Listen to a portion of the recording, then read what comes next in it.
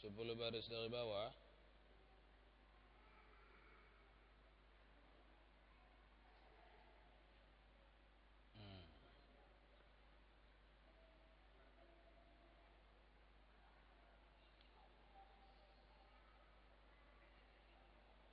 Baik.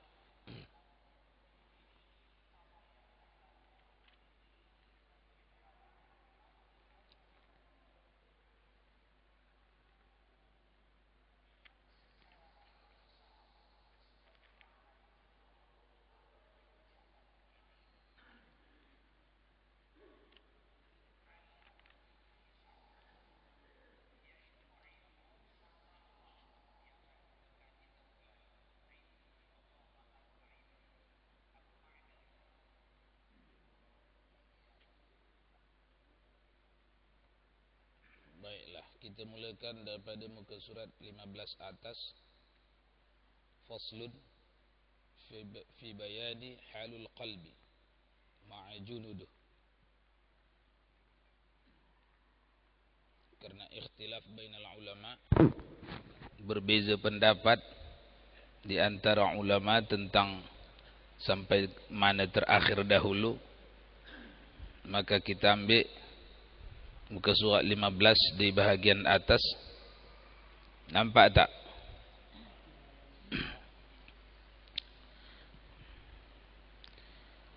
A'udzu billahi minasyaitonir rajim. Bismillahirrahmanirrahim. Ila hadratin nabiyil mustafa Muhammadir Rasulillah sallallahu alaihi wasallam wa ala alihi wa ashabihi wa azwajihi wa dhurriyyatihi ولكافة الأنبياء والمرسلين والعلماء والشهداء والصالحين شيء لله ولهم الفاتحة. أعوذ بالله من الشيطان الرجيم. بسم الله الرحمن الرحيم. الحمد لله رب العالمين الرحمن الرحيم مالك يوم الدين إياك نعبد وإياك نستعين اهدنا الصراط المستقيم صراط الذين أنعمت عليهم غير المغضوب عليهم ولا الضالين آمين.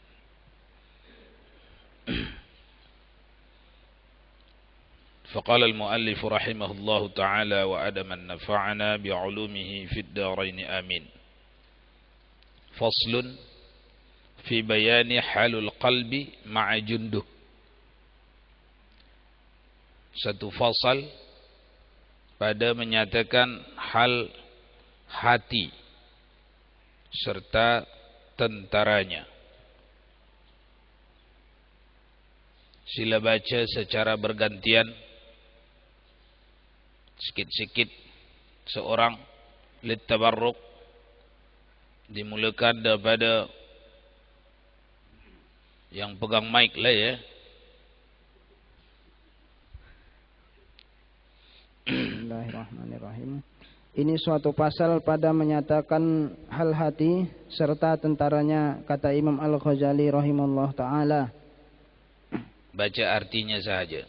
Artinya, apabila engkau ketahui hakikat hati bahwasanya adalah tersebut dahulu itu bahwa dimisalkan oleh ulama ahli sufi akan hati itu seperti raja dan anggota yang lainnya daripada hati itu seperti tentaranya, maka sekarang lagi akan kami nyatakan tentaranya itu, dan adalah bagi hati itu dua tentara.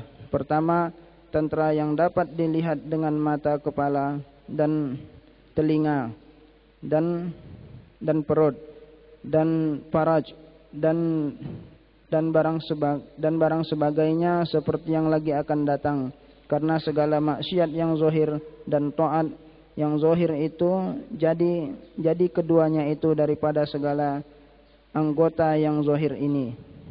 Seperti kata Imam Al-Ghazali rahimahullah ta'ala di dalam Bidayatul Hidayah. Artinya, dan ketahui olehmu bahwasanya bahwa engkau hanya berbuat maksiat akan Allah Ta'ala Azza wa Jalla, segala anggotamu dan anggotamu itu nikmat daripada Allah Ta'ala atasmu, dan lagi anggotamu itu pertaruhan Allah Ta'ala padamu,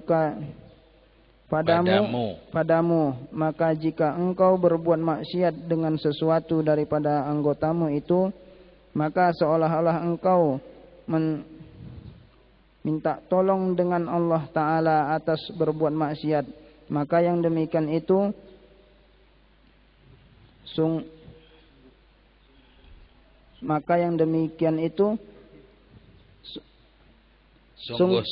sungguh-sungguh kafir bagi nikmat Allah Ta'ala, yakni manusia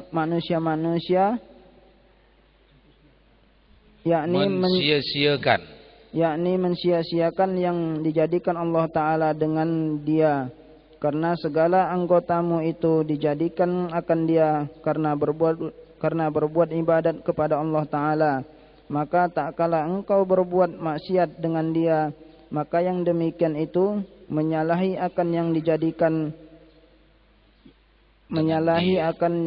dijadikan dengan dia. Inilah makna kufur di sini, yaitu dinamakan kufur nikmat, dan bukan makna kufur di sini agama. Baik, sampai situ. Lanjut baca yang dibaca tadi. Yang itu juga. Silakan. Bismillahirrahmanirrahim. Yang tadi juga, ulang lagi. Faslun. Bismillah. Ini suatu fasal pada menyatakan hal hati serta tentaranya, kata Imam Al-Ghazali rahimahullahu ta'ala. Yang artinya, apabila engkau ketahui hakikat hati, bahwasanya adalah tersebut dahulu itu, bahwa dimisalkan oleh ulama ahlu saufi akan hati itu seperti raja, dan anggota yang lain daripada hati itu seperti tentaranya. Maka sekarang lagi akan kami nyatakan tentaranya itu, dan adalah bagi hati itu dua tentara. Yang pertama, tentera yang dapat dilihat dengan mata kepala dan telinga, dan perut dan faraj dan barang sebagainya, seperti yang lagi akan datang, karena segala maksiat yang zahir dan taat yang zahir itu jadi keduanya itu daripada segala anggota yang zahir ini. Seperti kata Imam Al-Ghazali rahimahullahu ta'ala di dalam Bidayatul Hidayah. Bidayatul Hidayah. Yang artinya, dan ketahui olehmu bahwasanya engkau hanya saja berbuat maksiat akan Allah Ta'ala Azza wa Jalla, segala anggotamu dan anggotamu itu nikmat daripada Allah Ta'ala atasmu, dan lagi engkau anggotamu itu pertaruhan Allah Ta'ala padamu, maka jadi engkau berbuat maksiat dengan suatu daripada anggotamu itu, maka seolah-olah engkau minta tolong dengan Allah Ta'ala atas berbuat maksiat. Maka yang demikian itu sungguh-sungguh kufur bagi nikmat Allah Ta'ala, yakni mensia-siakan yang dijadikan Allah Ta'ala dengan dia, karena segala anggotamu itu dijadikan akan dia karena berbuat ibadat kepada Allah Ta'ala. Maka tatkala engkau berbuat maksiat dengan dia, maka yang demikian itu menyalahi akan yang dijadikan dengan dia. Inilah makna kufur di sini, yaitu dinamakan kufur nikmat, dan bukan makna kufur di sini agama. Baik. Tuan-tuan, telah dibaca 2 kali oleh sahabat-sahabat kita. Agaknya yang tadi samar-samar dalam tulisan ini, dalam bahasa kitab ini dah dapat disimpulkan lah ya. Memulai bab ini Bab ini daripada judulnya Al-Qalbu Ma'a Junduh, bicara hati beserta tenteranya. Tentera hati dibahagi kepada dua, tentera zahir, tentera batin. Hati penghulunya, penghulu jasad kita hati. Cubalah bayangkan, kalau hilang penghulu ni, berantakan, tak ada harga lagi. Jadi hati ini paling tinggi pangkatnya. Adapun tangan, kaki, telinga, ini hanya tenteranya yang bertugas dalam satu-satu bidang sahaja. Dia tak kerjakan tugas di luar bidang dia. Adapun hati, dia mencakup seluruh bidang-bidang, dua bidang besar zahir dan batin ini, itu dikerjakan hati. Bidang zahir dikerjakan hati, bidang batin dikerjakan hati.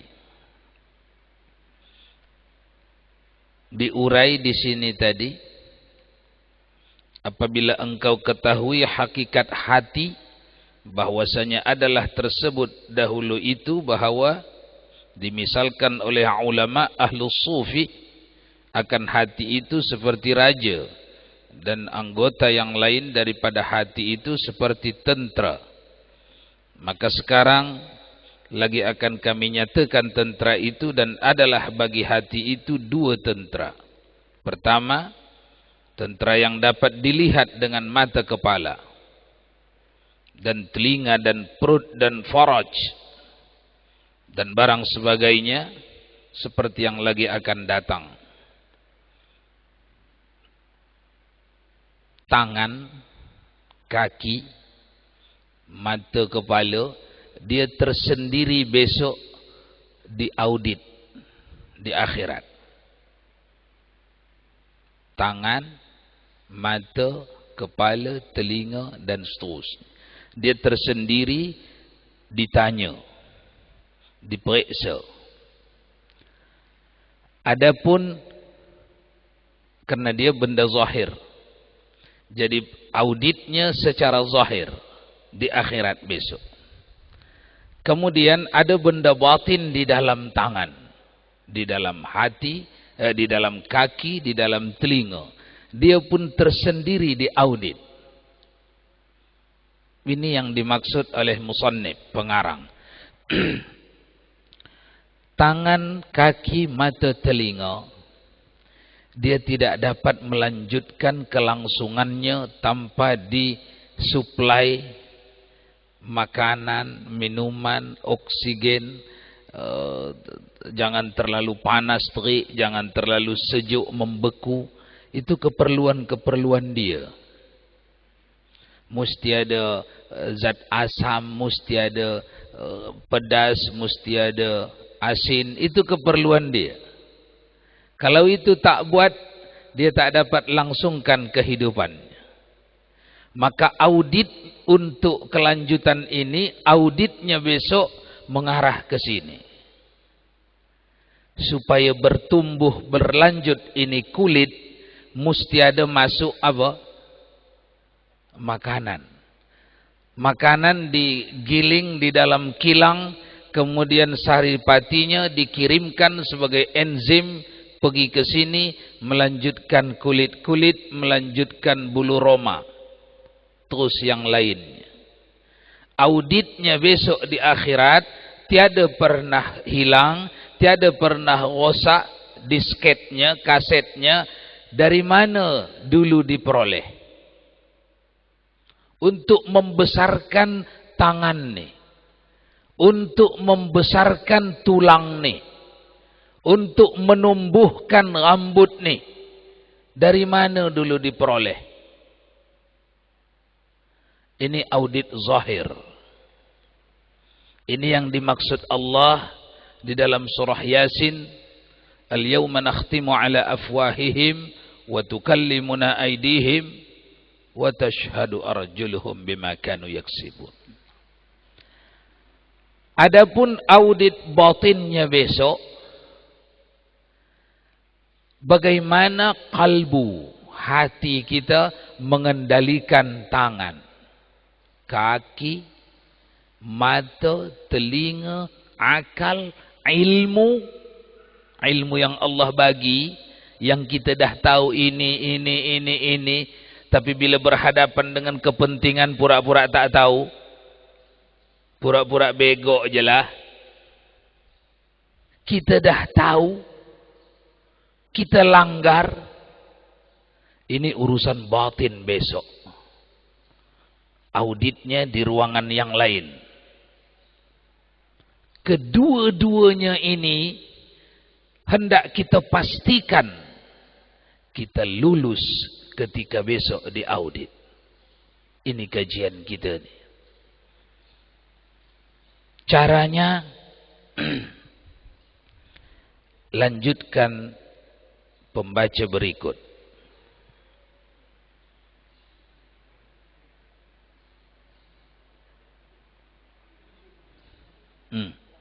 Sila, sikit-sikit.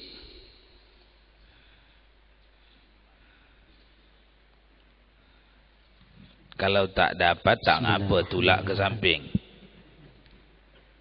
Dan lagi segala anggotamu itu pertaruhan daripada Allah Ta'ala kepadamu. Jika engkau berbuat maksiat, dengan dia niscaya engkau khianah. Dan khianatmu pada petaruhnya yang menaruh akan dia oleh Allah Ta'ala padamu itu, yaitu sehingga sungguh-sungguh maksiat dan sebesar-besar zalim, maka segala anggotamu itu seperti rakyatmu dan seperti tentaramu, maka tilik olehmu betapa engkau memelihara akan dia, maka sekalian kamu itu pun peliharaan, dan tiap-tiap kamu itu ditanyai pada hari kiamat daripada sesuatu yang kamu pelihara akan itu. Maka wajib atas tiap-tiap orang yang mukallaf memelihara akan segala anggotanya itu daripada berbuat maksiat. Dan kedua, tentara yang dapat dilihat dengan mata hati, yaitu segala yang di dalam batin, yakni di dalam hati, karena segala maksiat yang batin dan taat yang batin itu jadi daripada segala sifat yang di dalam hati itu, atas yang lagi akan datang sebutnya itu. Maka wajib atas tiap-tiap orang yang mukallaf menyucikan akan hati itu daripada segala maksiat yang batin itu, dan membanyakkan akan dia dengan taat yang batin, yaitu segala sifat kepujian yang di dalam hati seperti ikhlas dan zuhud dan tawadhu dan sabar dan hilim seperti lagi akan datang, supaya jadi banyak segala anggota yang supaya jadi baik segala anggota yang zahir itu, seperti sabda Nabi Muhammad SAW yang artinya bahwasanya di dalam jasad anak Adam itu sekumpulan daging, segumpal daging. Apabila baik ia, niscaya baik baginya segala jasad itu, dan yaitu hati. Maka jikalau tiada kita sucikan hati itu daripada segala maksiat yang batin, dan ketahui olehmu, dan tiada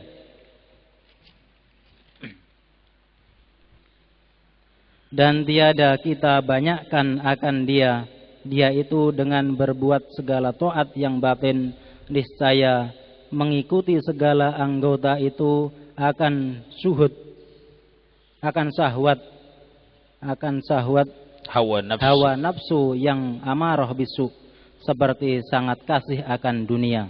Dah sampai situ. Lanjut baca itu juga. Yang itu juga.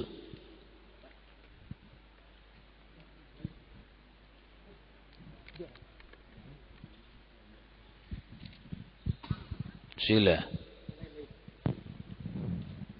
Sila Pak Umay. Bagi mic ini.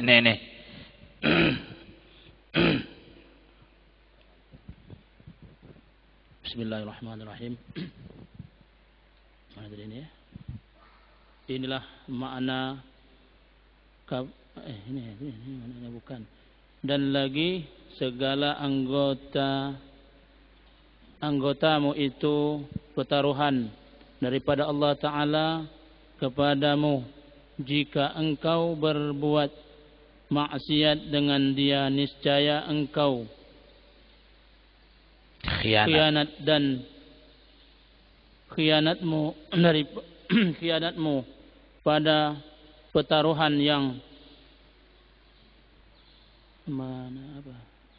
menaruh akan dia oleh Allah Ta'ala padamu itu, yaitu sehingga maksiat dan sebenar-benar zalim. Maka segala anggotamu itu seperti rakyatmu dan seperti tentara, maka telik olehmu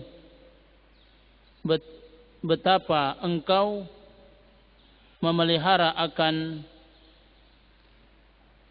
dia, maka sekalian kamu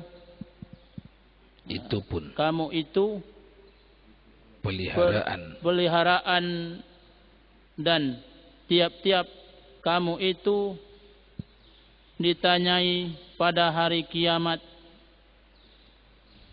daripada sesuatu yang kamu pelihara akan itu. Maka wajib atas tiap-tiap orang yang mukallaf memelihara akan segala anggotanya itu daripada berbuat maksiat.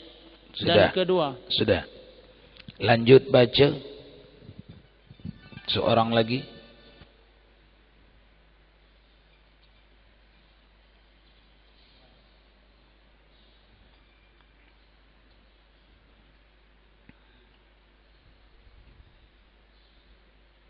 Bismillahirrahmanirrahim. Dan kedua, tentera yang didapat dilihat dengan mata hati, yaitu segala yang di dalam batin, yakni di dalam hati, karena segala maksiat yang batin dan taat yang batin itu jadi daripada segala sifat yang di dalam hati itu, atas yang lagi akan datang sebutnya itu. Maka wajib atas tiap-tiap orang yang mukallaf menyucikan akan hati itu daripada segala maksiat yang batin itu, dan membanyakkan akan dia dengan taat yang batin, yaitu segala sifat kepujian yang di dalam hati seperti ikhlas dan zuhud dan tawadu dan sabar dan hilim, seperti lagi akan datang, supaya jadi baik segala anggota yang zahir itu, seperti sabda Nabi sallallahu alaihi wasallam. Artinya bahwasanya di dalam jasad anak Adam, yaitu segala segumpal daging, apabila baik ia, niscaya baik baginya segala segala jasad itu, dan yaitu hati. Maka jikalau tiada kita sucikan hati itu daripada segala maksiat yang batin, dan diketahui olehmu, dan tiada kita banyakkan akan dia itu dengan berbuat segala taat yang batin, niscaya mengikut segala anggota itu akan syahwat nafsu yang amarah bisu, seperti setengah kasih akan dunia. Sudah. Tuan-tuan, kembali kita dengan cara apa kita mengendalikan dua tentera. Jawabnya sabda Nabi sallallahu alaihi wasallam di bawah tadi, inna fi jasadi ibnu Adam mudghah idza saluhat saluha laha sairul jasad ala wahyal qalb. Sesungguhnya di dalam jasad anak Adam itu ada segumpal darah. Kalau baik darah tu baik semua jasad. Kalau rosak darah segumpal tu rosak semua jasad. Ala wahyal qalb, kata Nabi, ingatlah itulah hati. Jadi kita ni bicara hati. Hati ni abstrak, tak nampak. Yang nampak ni segumpal darah. Ini hati dalam qiyasan. Nama sebenar bukan hati ini. Hati yang ada di dalamnya. Yang ni kibdah. Apa namanya? Kibdah. Ini rumahnya yang bulat macam jantung pisang ni. Ini kibdah. Yang kalbu bukan ini. Mana yang kalbu? Yang mempekerjakan ini. Yang mempekerjakan ini. Yang dengannya kita masih mau berbaju bercelana. Yang dengannya kita masih mau bangun tengah malam. Yang dengannya kita masih mau meninggalkan ini walaupun menguntungkan, tapi kita tak mau sebab kita takut seksa di akhirat dengannya. Kalau dia tak ada, asal bersisi ikan. Atau dia masih ada tapi dah dekat-dekat mati, dah ngap-ngap baung, dekat-dekat mati, tak bertenaga lagi nak kendalikan seluruh badan ni. Itu pun kita asal bersisi ikan juga itu. Sebab dia tak bertenaga lagi untuk kendalikan ini semua. Bahkan ini sudah mengendalikan dia. Penting ke tak penting memelihara dia ni? Amat penting. Bahkan ini jauh lebih penting mengubati dia, memelihara dia, merawat dia, bagi dia vitamin, bagi dia apa supaya sehat, bagi apa-apa bagi supaya sehat, itu jauh lebih penting daripada membagi ini vitamin. Ini pun penting, tapi pentingnya ini dengan pentingnya dia jauh beribu-ribu kali lipat. Sebab kita jumpai di luar sana masih banyak orang yang tak bertangan masih mampu taat soleh.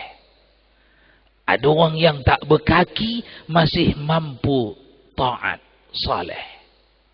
Ada orang yang tak bertelinga, tak bermata, masih lagi mampu taat saleh. Karena kalbunya masih lagi sehat. Bersepakat kita yang amat penting. Bukan tak penting. Tapi yang amat penting menyehatkan ini. Isi kibdah. Bukan kibdahnya ini, jantung ni, jantung pisang ni bukan. Yang di dalamnya. Menyehatkan dia. Apa resep menyehatkannya? Coba tengok yang di atas tadi sedikit. Di atas. Dan kedua. Tentera yang dapat dilihat dengan mata hati, yaitu segala yang di dalam batin, yakni di dalam hati. Kerana segala maksiat yang batin dan taat yang batin itu jadi daripada segala maksiat yang di dalam hati. Yaitu yang lagi akan datang sebutannya itu. Maka wajib atas tiap-tiap orang yang mukallaf menyucikan akan hatinya. Ittifaq. Ittifaq. Sepakat seluruh ulama ahlus sunnah wal jamaah. Kalau disebut ahlus sunnah wal jamaah, seluruh ulama bermazhab Syafi'i, Maliki, Hambali, Hanafi. Sepakat seluruh ulama ini, setiap mukmin wajib mencuci hati. Jadi kalau begitu hukum mempelajari ilmu tasawuf apa? Wajib. Bukan bid'ah macam yang dituduhkan oleh TV Rojak. Bukan. Bukan bid'ah. Bukan bid'ah dhalalah, bukan. Wajib. Karena ilmu tasawuf adalah ilmu membincang tentang obat dia kalau sakit apa. Kalau dia kurang vitamin apa bagi vitamin dia. Bukan minyak ikan bagi. Kalau minyak ikan telan yang sehat mana? Fisik. Kita lanjut dulu. Mana tadi? Ta'at yang batin, yaitu membanyakkan dia dengan ta'at yang batin, yaitu segala sifat kepujian di dalam hati seperti ikhlas, zuhud, tawadhu', sabar dan hilim. Ini pil dia. Ini pil dia. Mungkin Anda bingung, kenapa pula TV Rojak jadinya? Saya jawab supaya jangan bingung Anda. Karena satu-satunya TV di dunia ini yang berani mengkufurkan, mensyirikkan, memurtadkan, memunafikkan dan membid'ahkan uang yang empat nih, baru TV Rojak lagi. TV Rojak lagi. Makanya saya katakan tadi mungkin Anda bingung, kenapa pula ke TV Rojak begini? Baru TV ini yang berani menganggap sesat ulama-ulama bermazhab Syafi'i, Maliki, Hambali, Hanafi.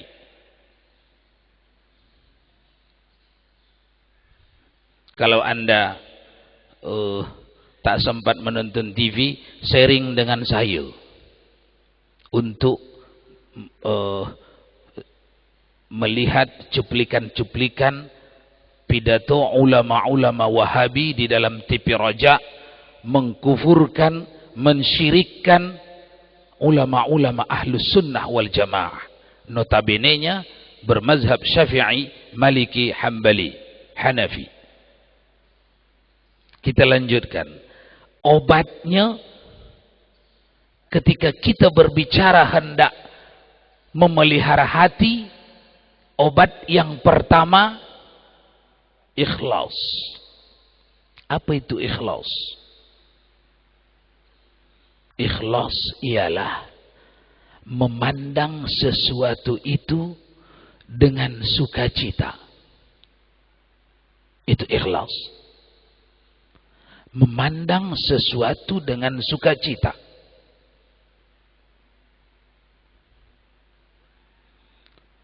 Tidak ingin membuat suatu pembahasan di dalamnya. Ikhlas.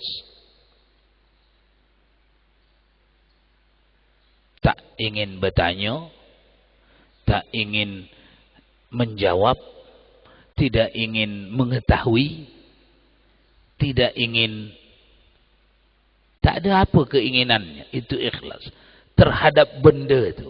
Yang ada setuju.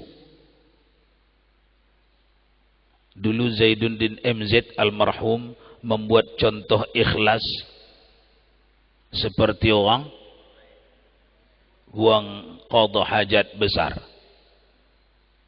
Begitu keluar, tak payah tengok-tengok, tak payah pikir-pikir, tak payah diperiksa, lepas jelah. Itu ikhlas. Kalau kita dekatkan ke sini, yang dimaksud ialah mustahil ikhlas ada kalau tiada makrifat. Mustahil. Bisa kita ikhlas kepada orang saleh, kepada orang taleh, dua orang ni, kalau ada makrifat. Qadaru khairihi wa syarrihi minallah ta'ala. Orang baik-baik ni menjadi baik, ini digerak Allah hatinya kepada baik, maka dia jadi baik. Orang jahat ni menjadi jahat, ini digerak Allah hatinya kepada jahat, maka ini jadi jahat. Bila di hadapan kita dua orang ni ikhlas. Karena kita tahu yang menguasai hati dua orang ini adalah Allah. Abu Jahal dengan Abu Lahab. Tahu Abu Jahal? Apa sikap Abu Jahal yang paling degil kepada Nabi? Yang dapat diingat apa?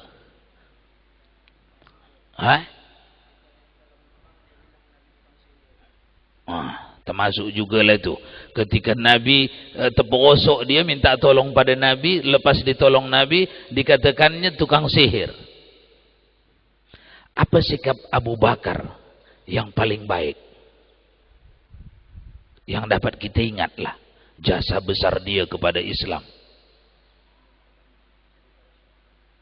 As-Siddiq. Di saat politik berkecamuk tak menentu, dia sanggup berdiri tegar. Padahal kalau kita pikir-pikir, presiden bersama menterinya di satu pihak, Muhammad bersama uangnya yang tak ada uang kuatnya, tak ada tentara yang terlatihnya seperti pihak kerajaan ni, sulit untuk dipihai kalau nak lama-lama hidup. Di tengah-tengahnya itu As-Siddiq, Abu Bakar, dia sanggup berdiri berpihak kepada Muhammad sallallahu alaihi wasallam. Dua Abu ini, Abu Jahal, Abu Bakar. Pandangan fikih, satu orang saleh yang dikasihi Allah, satu orang taleh yang dimurka Allah. Pandangan kalbu, bagaimana orang ikhlas, itu tadi cerita kita. Harus berangkat dari ma'rifat kalbu. Yang membikin orang ni begini saleh apa? Tentera yang saleh. Ada kepala tenteranya. Itulah yang mengendalikan menjadi saleh orang ni. Apa itu? Kalbu. Yang bikin orang ni begitu maksiat dan jahat apa? Seluruh panca inderanya yang dikendalikan oleh kalbunya. Kalbu yang membuat orang saleh menjadi saleh, taleh menjadi taleh. Kalbu di luar kontrol mereka, melainkan dalam kontrol Allah. Orang yang memandang orang saleh ni disalehkan Allah, orang toleh ni ditolehkan Allah, orang ni sahaja yang dapat bersikap ikhlas. Tak ngapa. Saleh, tak ngapa. Sana yang buat dia.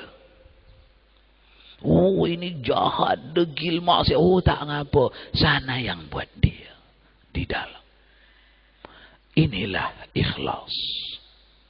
Jalankan ini kepada perkara yang lain. Jangan ke bab ini saja. Balik kita rumah, kita jumpai anak kita saleh, dengar cakap orang tua ibadat. Apa yang pertama? Ikhlas. Pandang dulu itu dari pemberian.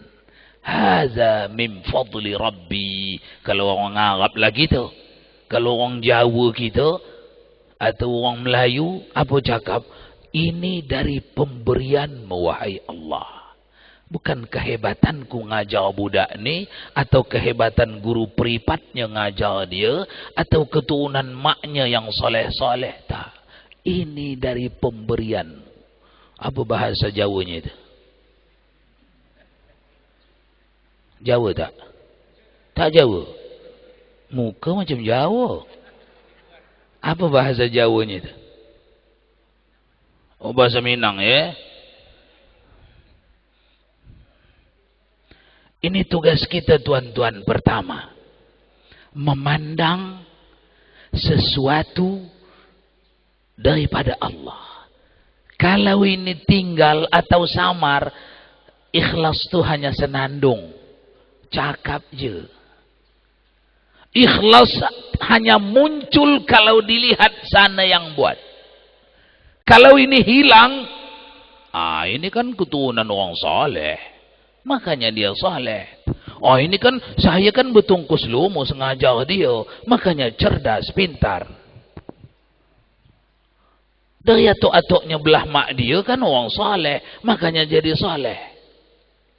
Ini pun bagus, tapi bagusnya ini di fikih saja, belum sampai bagus di akidah. Sedang dalam pengamalan mesti menyatu, melekat fikih, tauhid, akhlak. Ini akhlak. Ikhlas. Sebelum kita pergi zuhud, kita nak jelas ikhlas. Pasal ikhlas ada yang samar. Sila tanya. Sila.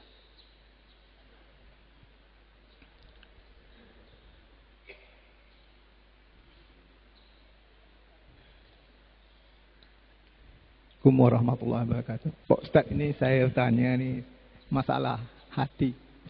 Hati itu yang memilih itu hati, Pak ya. Yang mencari itu akal. Jadi hati dengan akal ini macam mana, Pak? Yang menentukan itu hati atau akal? Akal yang mencari. Hati itu memilih dia, Pak. Ya, Assalamualaikum warahmatullahi wabarakatuh. Waalaikumsalam warahmatullahi. Hati atau kalbu itu sebutan keseluruhan. Akal sebutan bahagian atau satu bahagian daripada keseluruhan. Seperti nyiur. Nyiur. Apa arti nyiur? Pohon kelapa. Nyiur sudah di dalamnya lah pembungkus ketupat. Sudah di dalamnya itu. Sudah juga di dalamnya santan.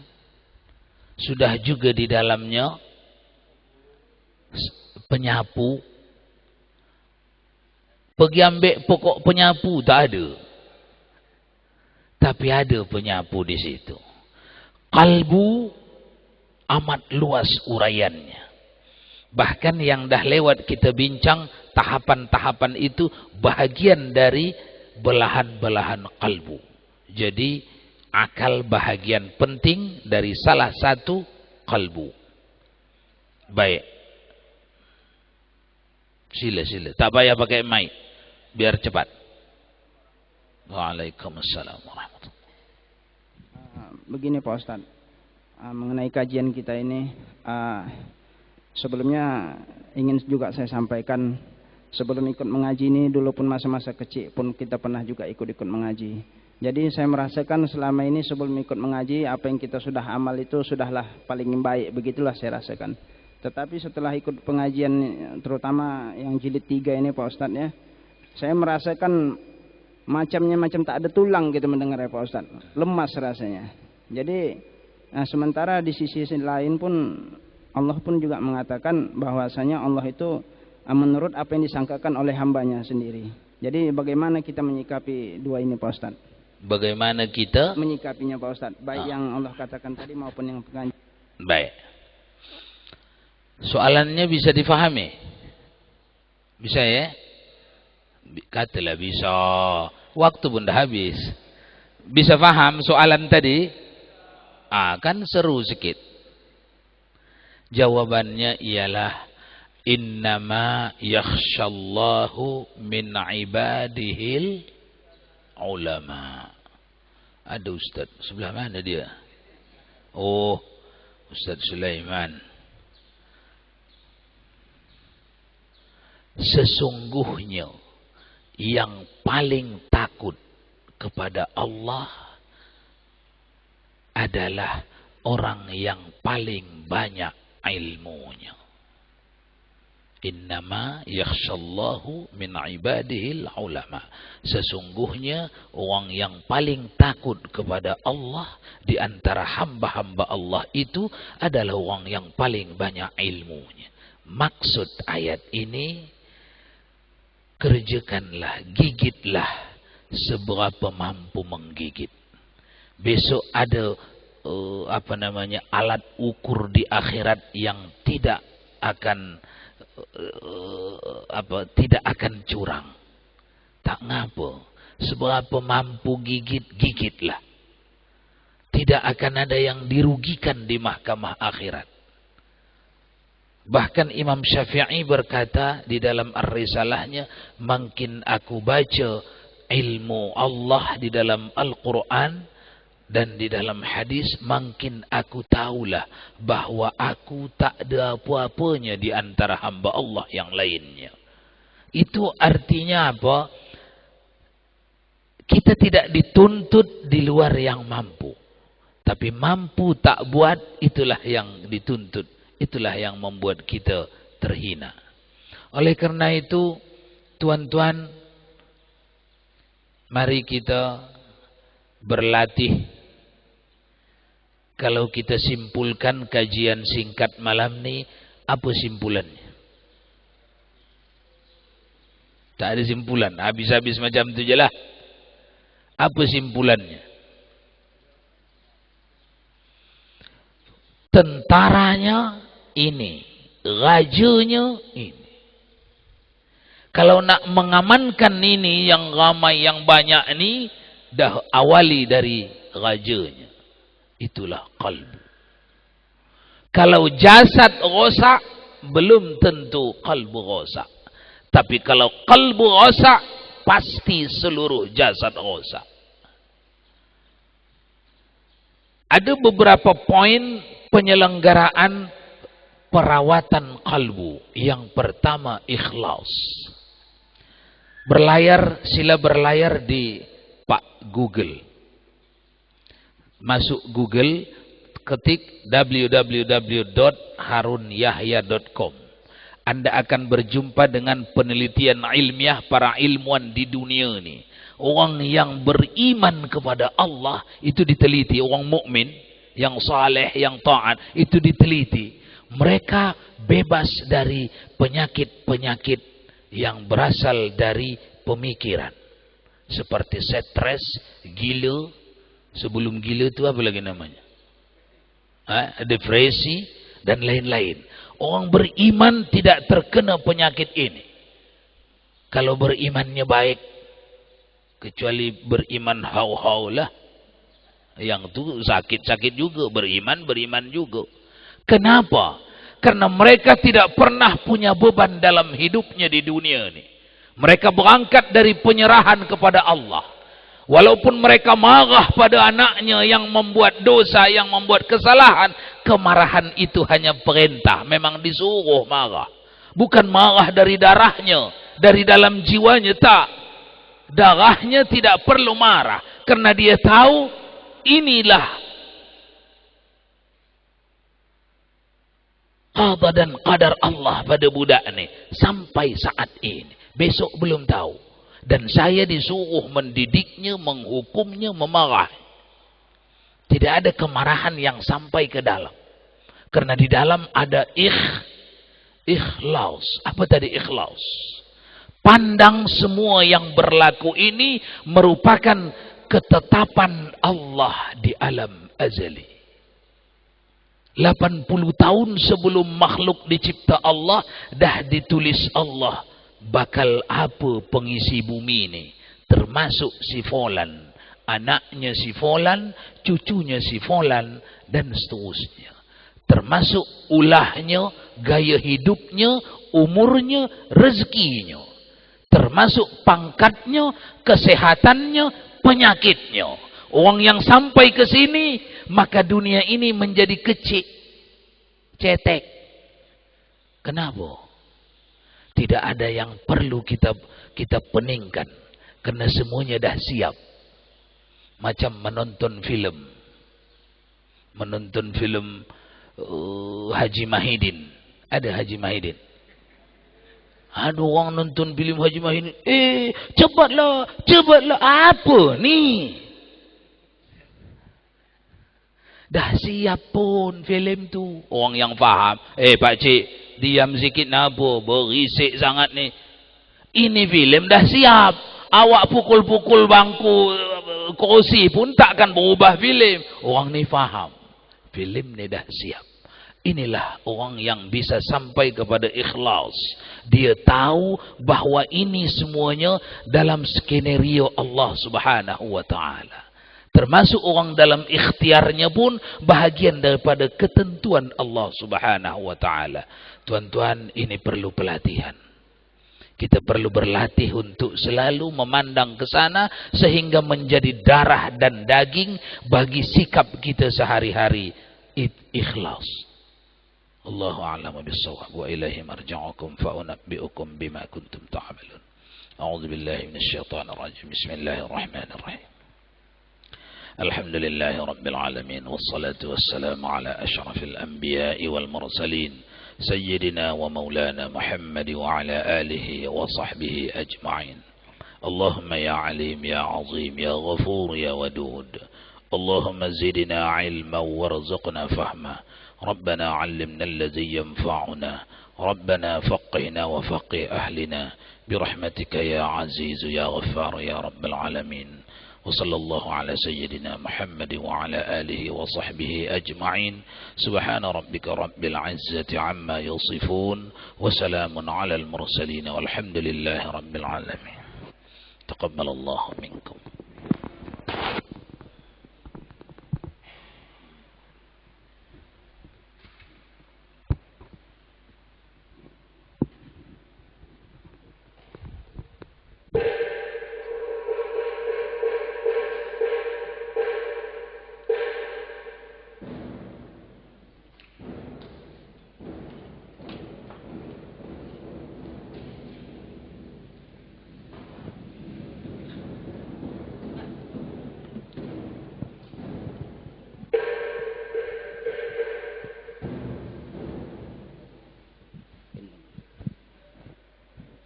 الله أكبر الله أكبر.